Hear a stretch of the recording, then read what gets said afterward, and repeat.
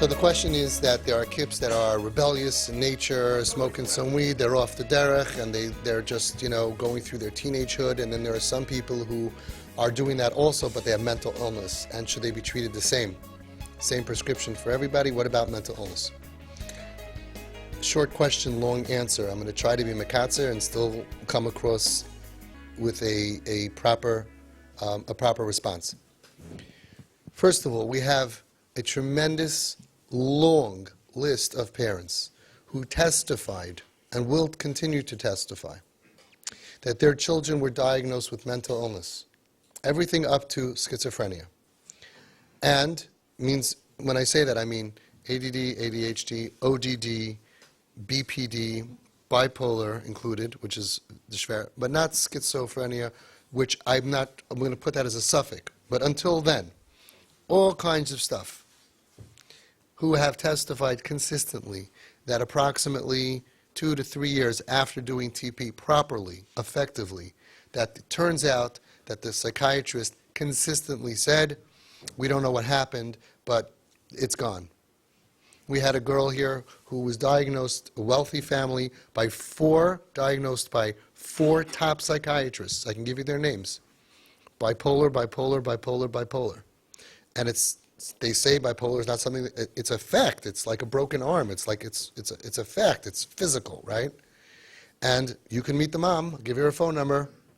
She was at the Shabbaton, and after 2.5 years, we don't know what happened. All the symptoms are gone. No medication. It's now 2 years or 3 years after that story. She's fine. There is no medication for anything.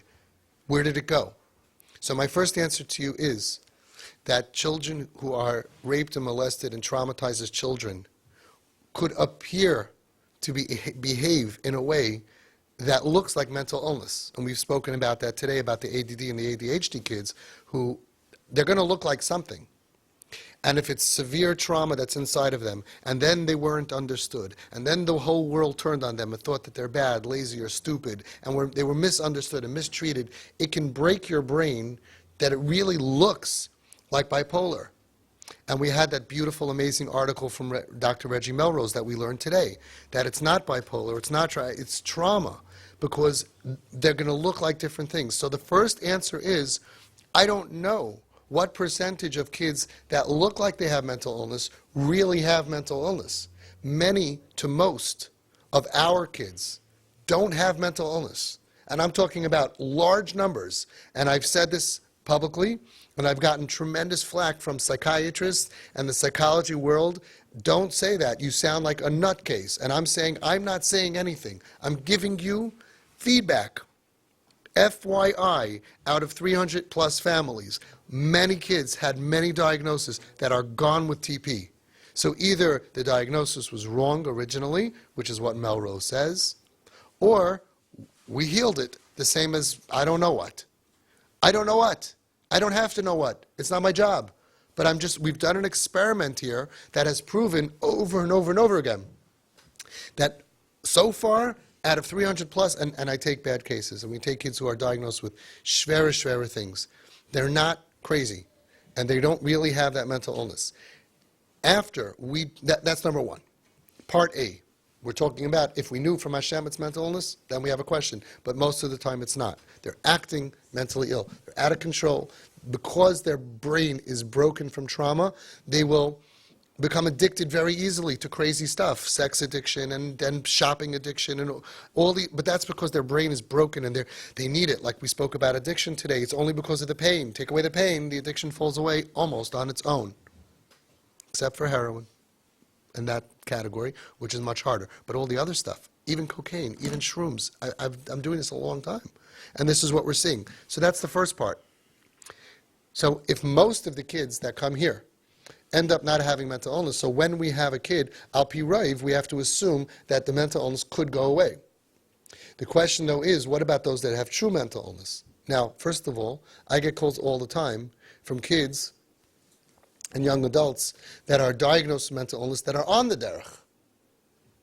No, if we helped mental illness from off the derech, so why can't you help my kid as mental illness is on the derech? Well, why is it bad that they're on the derech? And I don't take those cases. Because I'm not saying that there's no such thing as mental illness. I don't know on the derech people. Maybe that's real mental illness because you don't go off the derech. I do know that from the off the derech population, it's almost always trauma and not mental illness. It looks like it, but it's not. I've done my research, I've done my experiment, but I can't go to every psych ward in the world and say, Higi azman gulaschem, everybody come home, we're going to Cancun and Aruba and Puerto Rico and we're just going to buy you stuff. But I'm not sure that it's not true. I'm not sure that we can't empty out most of the psych wards with TP. I don't know. I just can't. I never did it. But I know the off the derech that I was unfortunately forced to help people with. Unfortunately, you forced yourselves on me because I never advertised, and it just happened. And I know that very humbly, just giving advice to deal with the rebellion, not expecting to change. I've never told anybody, don't go to the psychiatrist, don't go to the therapist. I never do that. People think I micromanage. Oh, you don't hold of this, you don't hold of everything. I'm just going to build a relationship with mom and dad, and let's see what happens. And on its own, over and over and over again, the behavior just, they calm down, and then all of a sudden, the crazy behavior stops, and then that's just a fact, number one. Number two, even those with true mental illness also have everything that you guys are all dealing with until the mental illness. They still have emotional illness. They still have trauma and pain and all kinds of other stuff. And all of that needs to be medicated for TP. So if we do TP on them, then hopefully in 3 years from now, when they feel like I have the greatest mother and the greatest father and they understand me and they're with me, and therefore they don't have all of the suicidal feelings and all of the craziness and they have a life to fight for, then we'll identify just the mental illness on a pretty stable person, much easier to treat.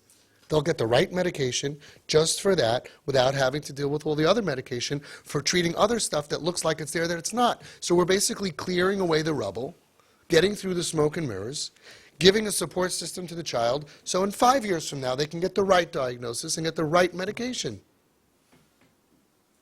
The only time that this question really is a question is when there's a stira, when there's something that we have to do for mental illness, which is the opposite of what we would do for TP.